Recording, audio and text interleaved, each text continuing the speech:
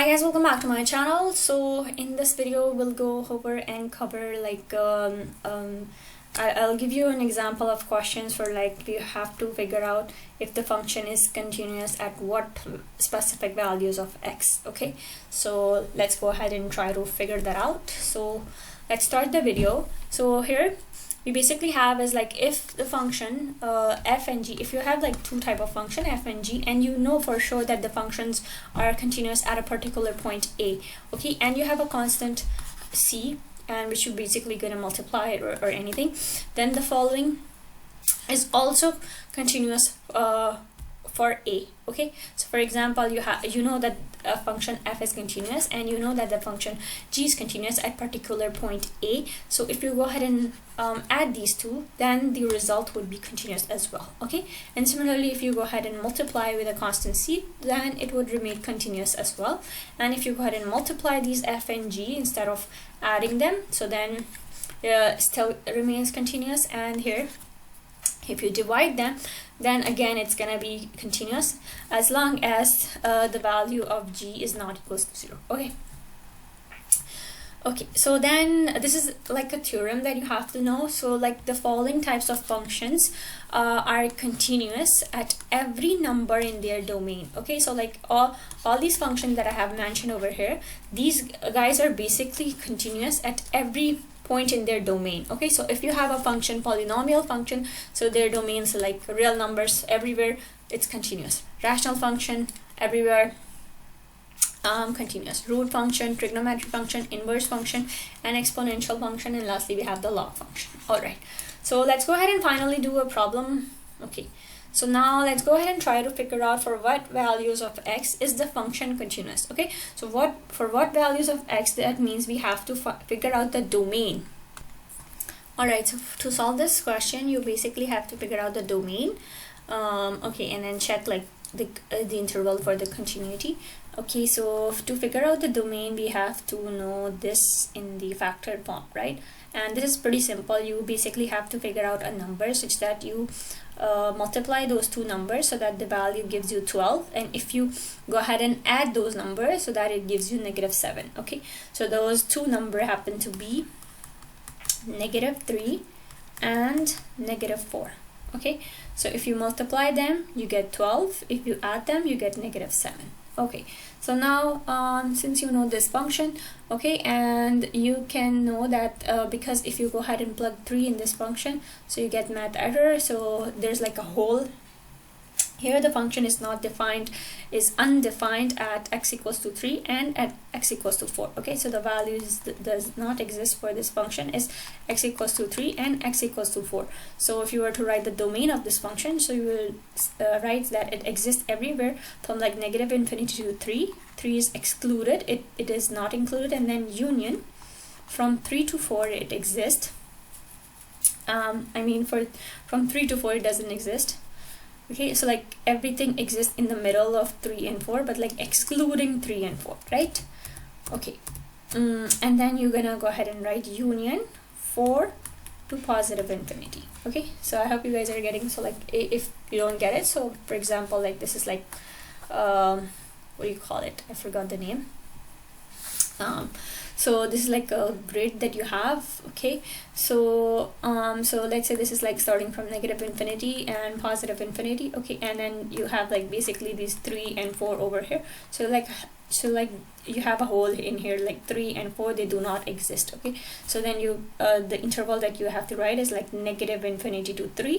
Okay, and then you have to write 3 to 4, and 3 to 4 are excluded. If they were included, we would write these kind of brackets, right? But I wrote this one, so that means they are not included. And then we're gonna go ahead and write this from 4 to infinity. Okay, so this is basically your interval for continuity over here.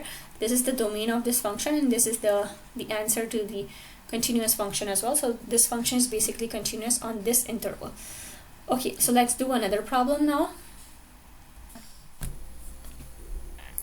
Okay, so now let's try to solve this question over here with where it again has to for the interval for where this function is continuous. Okay, so for this one, you basically have to split each function and then try to figure out their their continuity. Okay, so here for ln of x, you basically have to know that the graph of ln of x is basically kind of like this, right? So 1 2 0. So since it's like 1 2 0, so here the domain of this function, it's basically like, you know, it's 0 to positive infinity, because like you're starting at 0.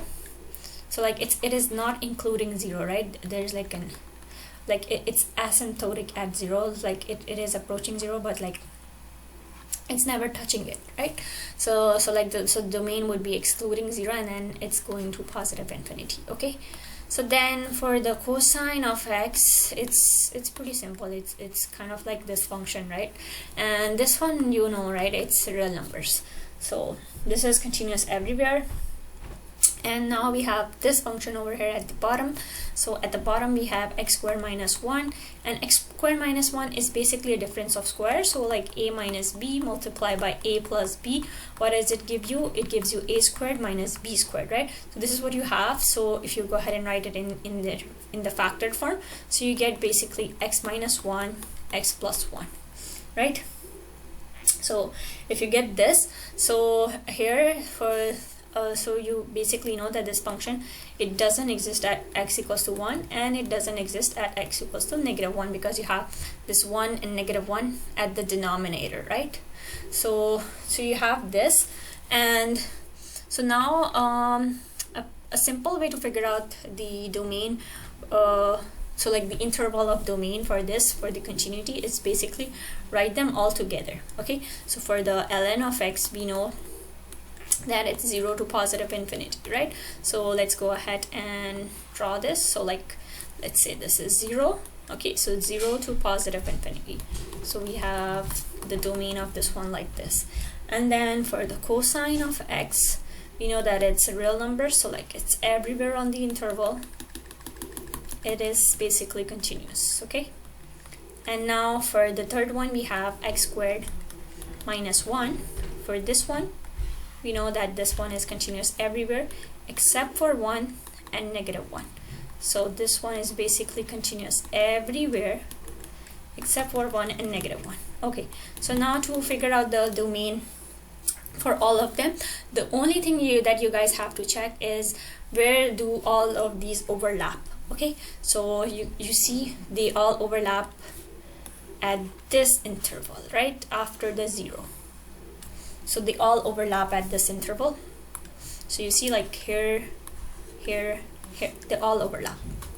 So if you were to write this all together in terms of an interval, so what you're going to write is like from 0, and you see 1, it's not included. Okay, so 0 to 1, and then union, and after 1 everything is included, right? So then 1 to positive infinity, and that's pretty much it for your interval of continuity for this problem. We'll move on to limits with continuity in the next video. So that was it for today's video. I hope you find this helpful. If you do, then please subscribe, and thanks for watching. Bye.